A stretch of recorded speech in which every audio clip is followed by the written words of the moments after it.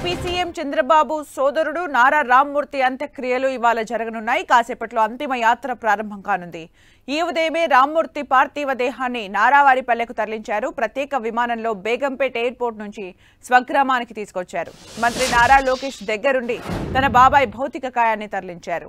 AP CM Chandrababu కూడా నారావారిపల్లెకి కాసేపటి క్రితమే చేరుకున్నారు.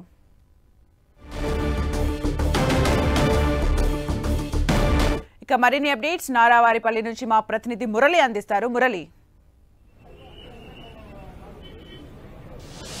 నారా రామ్మూర్తి నాయుడు పార్థివ దేహం సందర్శన కోసం ఉంచారు. నారావారిపల్లిలో ఉన్న గ్రామంలోనే వెలుపల అంటే ఇంటి ఆవరణలోనే ఆయన భౌతిక దేహాన్ని ఉంచారు.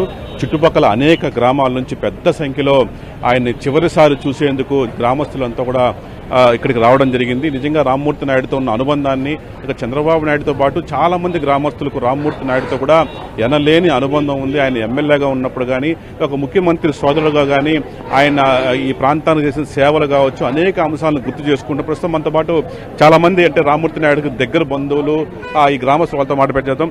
రామ్మూర్తి నాయుడు ఎలాగా ఉండేవాళ్ళు ఎమ్మెల్యే మీరు చూసింటారు, ఎట్లా ఉండేవాళ్ళు ఆయన ఏంటి? అతను ఎప్పుడూ ప్రజలతోనే మమేకమయ్యి వారికి ఏ కష్ట నష్టం వచ్చినా ఎమ్మటే వితిన్ 1 అవర్లో అక్కడికి వచ్చి వారి సమస్యలు తీర్చేవాడు.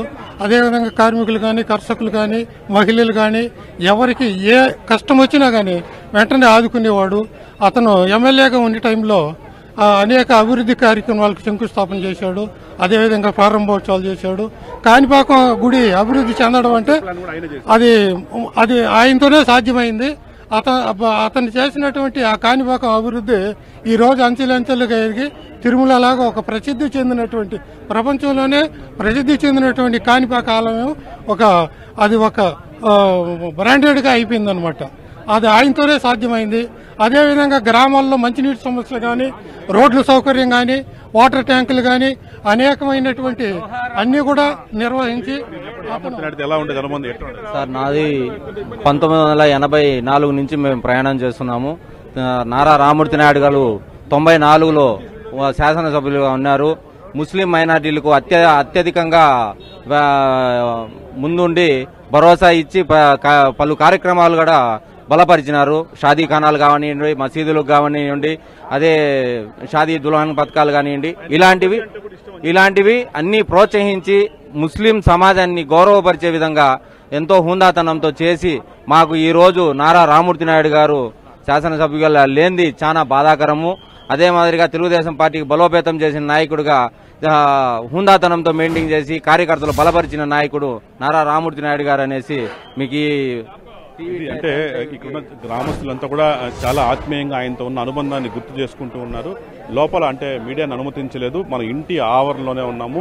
ఇంటి లోపలే మొత్తం సందర్శకులంతా కూడా నెమ్మదిగా వెళ్లి ఆయన్ని చివరిసారి దర్శించుకుని చివరికి వెలుపులకు వస్తున్న దృశ్యాలు ప్రస్తుతం మనం చూస్తున్నాము. సరిగ్గా 30 నిమిషాల క్రితమే సీఎం చంద్రబాబు నాయుడు రావడం జరిగింది. చంద్రబాబు నాయుడు వెంట ఆయన సతీమణి నారా భువనేశ్వరి గారు అట్లాగే బ్రాహ్మణి ఇతర కుటుంబీకులంతా కూడా నేరుగా లోపలికి వెళ్లారు. తెల్లవారుజామునే నారా లోకేష్ రావడం జరిగింది. ఇతర కుటుంబీకులంతా కూడా అట్లాగే రామ్మూర్తి నాయుడు ఇద్దరు కుమారులు నారా రోహిత్ అట్లాగే గిరీష్ ఇద్దరు కూడా పార్థివ దేహం పక్కనే ఉన్నారు. స్వయంగా చంద్రబాబు నాయుడు లోకేష్ నిన్నటి నుంచి కూడా ఇద్దరు కుమారులతో పాటు ఆయన సతీమణి ఎవరైతే ఉన్నారో ఇందిర ఆ కుటుంబాన్ని అంతా కూడా ఓదారుస్తున్న పరిస్థితి ఇక్కడ కనిపిస్తుంది. మొత్తం అంటే ఇక్కడ ఒక నారావారిపల్లి అంతా కూడా ఒక విషాదకర వాతావరణం నెలకొని ఉంది. మొత్తం చుట్టుపక్కల దాదాపు చుట్టుపక్కల దాదాపు ఒక 7-8 పల్లెల నుంచి పెద్ద సంఖ్యలో గ్రామస్తులంతా కూడా ఉదయం నుంచి తండోపతంలోకి తరలి వచ్చి చివరిసారిగా ఆయన పార్థివ దేహాన్ని దర్శించుకుని నివాళులు అర్పిస్తున్న కార్యక్రమం ఇక్కడ కొనసాగుతుంది. మొత్తం ఉమ్మడి చిత్తూరు జిల్లా నుంచి కాకుండా అనేక ప్రాంతాల నుంచి కూడా ఎమ్మెల్యేలు, పార్టీ ముఖ్య నేతలు, ఎమ్మెల్సీలు, ఇన్ఛార్జీలు పెద్ద సంఖ్యలో పార్టీ నేతలంతా కూడా ఇక్కడికి రావడం జరిగింది. ప్రస్తుతం మనం చూడొచ్చు నారావారిపల్లి పూర్తిగా కిక్కిరిసిపోయి ఉన్న పరిస్థితి. పెద్ద సంఖ్యలో అందరూ కూడా ఇక్కడికి వచ్చి చివరిసారిగా రామ్మూర్తి నాయుడును ఆయన పార్థివ దేహాన్ని సందర్శన ప్రస్తుతం మనం చూడొచ్చు.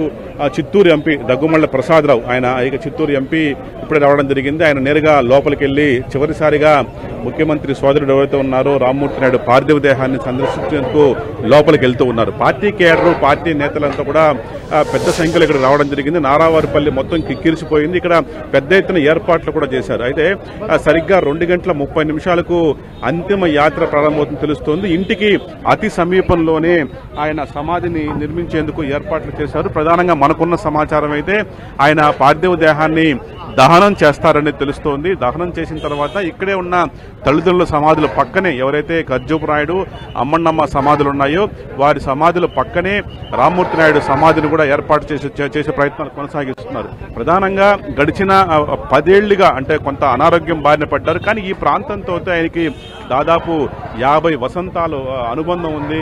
ఆయన ఎన్నో ఏళ్లుగా ఈ ప్రాంత అభివృద్ధి కోసం పాటుపడ్డారు. మనం చూడొచ్చు మందకృష్ణ మాదిగ కూడా రావడం జరిగింది. ఆయన మందకృష్ణ మాదిగ ఇప్పుడే నారావారిపల్లిలో ఉన్న అదైతే వారి స్వగృహానికి లోపలికి వెళ్లే ప్రయత్నం చేస్తూ ఉన్నారు. ఆయన వెంట పెద్ద సంఖ్యలో అనుచరులు ఆయన అనుచరులు అట్లాగే ఆయన మనుషులంతా కూడా మందకృష్ణ మాదిగతో పాటు లోపలికి వెళ్లే పరిస్థితి కనిపిస్తుంది. చాలా మంది ప్రముఖులు ఇదే తరహాలో ఇక్కడికి రావడం జరిగింది. స్వయంగా జిల్లా ఎస్పీ, ఇతర పోలీస్ అధికారులు, స్వయంగా జిల్లా కలెక్టర్ నిన్నటి నుంచి కూడా ఇక్కడ ఏర్పాట్లలో పూర్తి స్థాయిలో నిమగ్నమై ఉన్నారు. చాలా మంది ప్రముఖులు అంటే పార్టీలకు అతీతంగా కేవలం ఒక టీడీపీ నుంచే కాకుండా అనేక పార్టీల నుంచి పెద్ద సంఖ్యలో నేతలంతా కూడా ఇక్కడికి వచ్చి చివరిసారిగా రామ్మూర్తి నాయుడు భౌతిక దేహాన్ని సందర్శించి నివాళులు అర్పిస్తున్నారు. ప్రస్తుతం మనం చూడొచ్చు చాలా మంది అంటే మందకృష్ణ మాదిగ లోపలికి వెళ్తున్న పరిస్థితి ప్రస్తుతం మనం చూస్తూ ఉన్నాం. దాదాపు పెద్ద సంఖ్యలో అందరూ కూడా ఇక్కడికి వచ్చి చివరిసారిగా ఆయన దర్శించుకుంటా జిల్లా వ్యాప్తంగా కూడా ఆ మాటకు వస్తే అనంతపురం, కడప, కర్నూలు నుంచి కూడా కొంతమంది పార్టీ నేతలు, కొంతమంది కీలక ఎమ్మెల్యేలు కూడా ఇక్కడికి రావడం జరిగింది. చాలా మందికి రామ్మూర్తి నాయుడు, చంద్రబాబు నాయుడుతో ఎంత అనుబంధం ఉందో ఇదివరకు రామ్మూర్తి నాయుడుతో కూడా అంతే అనుబంధం ఉండేది. ఆయన అన్నకు చాలా ఏళ్ల నుంచి రాజకీయంగా చెదురు వదుడుగా ఉంటూ వచ్చారు.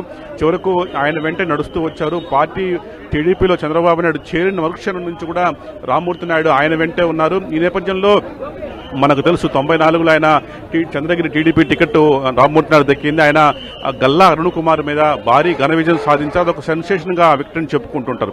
అయితే అదే సందర్భంలో మళ్ళీ 99 ఎలక్షన్లో ఆయన గల్లా అరుణ్ కుమార్ చేతిలో ఓడిపోవడం జరిగింది.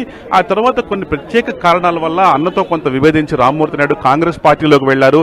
అక్కడ కూడా ఇమడలేక తిరిగి మళ్ళీ టీడీపీలో చేరడం జరిగింది. అయితే అటు తర్వాతే అంటే గత 10 ఏళ్లుగా రామ్మూర్తి నాయుడు గారు కొంత అనారోగ్యం బారిన పడ్డారు. ఆయన కొంత అల్జీమర్స్ సమస్యతో బాధపడ్డారు. మనుషుల్ని గుర్తుపట్టలేకపోవడం, సరిగా మాట రాకపోవడం లాంటి న్యూరలాజికల్ సంబంధిత ఆరోగ్య సమస్యలతో కూడా రామ్మూర్తి నాయుడు బాధపడుతూ వచ్చారు. ఈ నేపథ్యంలో చాలా వరకు ఆసుపత్రికి అట్లాగే ఇంటికే పరిమితమయ్యారు. మరోవైపు స్వయంగా తమ్ముడు ఆరోగ్యం గురించి చంద్రబాబు నాయుడు ప్రత్యేక శ్రద్ధ అనేక సందర్భాల్లో చూపారు. అంటే దానికి వైద్యం కేరళ ఆయుర్వేద చికిత్స కూడా చాలా ఏళ్ల పాటు కేరళ ఆయుర్వేద చికిత్స కూడా రామ్మూర్తి నాయుడు గారికి ఇవ్వడం జరిగింది. కానీ దురదృష్టవశాత్తు ఆయన ఆఖరి 10 ఏళ్లు మాత్రం వివిధ రకాల ఆరోగ్య సమస్యలతో బాధపడుతూనే వచ్చారు. ఇక్కడే ఉంటూ వచ్చారు. అట్లాగే తిరుపతిలోని బాలాజీ కాలనీలో ఒక ఇల్లు ఉంది ఇక్కడికి.